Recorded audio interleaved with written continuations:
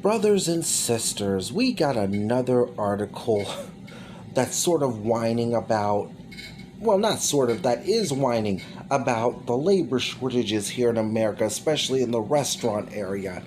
And I can tell you, working in that industry myself, it is not an easy industry to be in. Hell, even I've thought about quitting. But I'm going to read this for you and just give you my commentary. Restaurant workers are quitting in the middle of their shifts, reports say. The sector is facing an uphill battle to retain workers amid the labor shortage. So they're not only having a problem hiring people, which, that problem could easily be solved if you just raise the wages, but many of the people that are there now, they're saying to hell with this.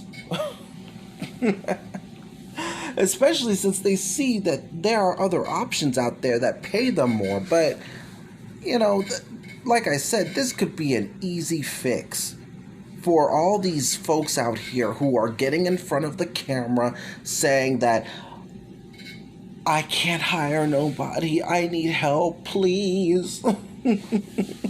I've been on my feet 7 days a week working 12, 16 hours. And, something about that I thought of. In all seriousness, I would have thought that these past few months for these business owners would have been a humbling experience. Because now they understand what it is like to be an actual worker, not an owner, but as a worker.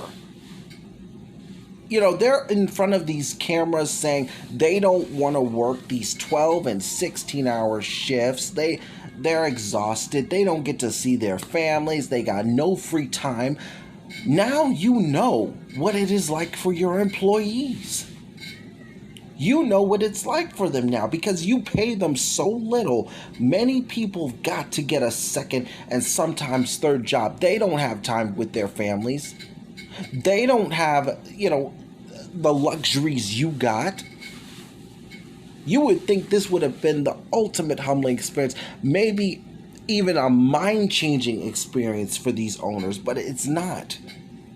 They're still offering these pitiful wages, but they can't hold out much longer, y'all. I mean, they have done everything they possibly could, everything from cutting the unemployment, getting a lot of these Republican governors to cut the unemployment, to the sign-on bonuses, which, they must think that we're stupid to try to accept these things. Because, what good is a sign-on bonus really going to do when you're making $10 and $11 an hour? It's not going to really help you that much.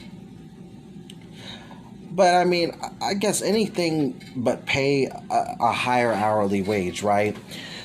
An employee at a chain restaurant in Phoenix, Arizona told CNN Business that fellow staffers were sometimes just walking out in the middle of their shift amid the U.S. labor shortage. Hostess who seat the tables, the dishwashers, the bussers, they'll walk out, a server at Cheddar Scratch Kitchen told the news network. The story amounted to the latest in a series of dispatches from the front lines of American restaurants, which have been struggling to attract employees as the world slowly returns to normalcy. This place ain't going back to no normal, y'all. Don't let these folks fool you or to trick you into thinking otherwise. Things are definitely changing up in here. Workers have been leaving their jobs at high rates, giving job seekers all the power this summer. About 75%. Oh, that's a bad thing for this industry, y'all. Any kind of hospitality industry, it's one of the worst things to have to happen, especially since summer is their most profitable time of year. Many of these places are either going to close or they're just going to have to try and figure it out. But about 75% of independent restaurants said they were struggling to attract staff. Some have had to temporarily close because of staff shortages. Yes, indeed. Insider has reached out to Darden, the restaurant chain's corporate owner, for comment.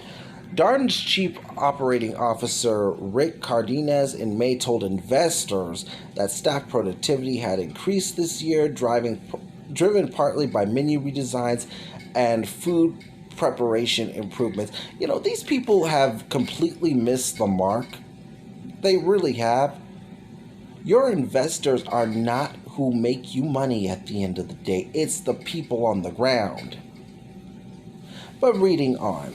Staff have been handling about 20% more guests per hour across the company's restaurants, which include Olive Garden and Longhorse Steakhouse, he said. We think that we're fairly well staffed right now. And as the environment continues to improve, we see no reason why we are not the employer of choice in our business, CEO Gene Lee said. And this article continues on. It mostly talks about, like, you know, their stock prices and stuff. I'm not going to read all that because I don't think it's important.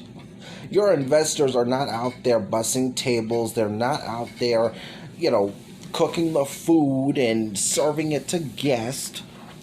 So I don't see them as important. But tell me what you guys think. Please leave a comment and subscribe. Don't forget to hit on the bell. Have a good day, night, morning, evening, wherever you're at in this world. Peace and love always. Stay safe out there, ladies and gentlemen. And if you would like to subscribe, please do so. I mean, I would love to actually reach 1,000 by at least the end of this year. I know I'm not a big channel and all, but I would like to get to that point. Bye-bye.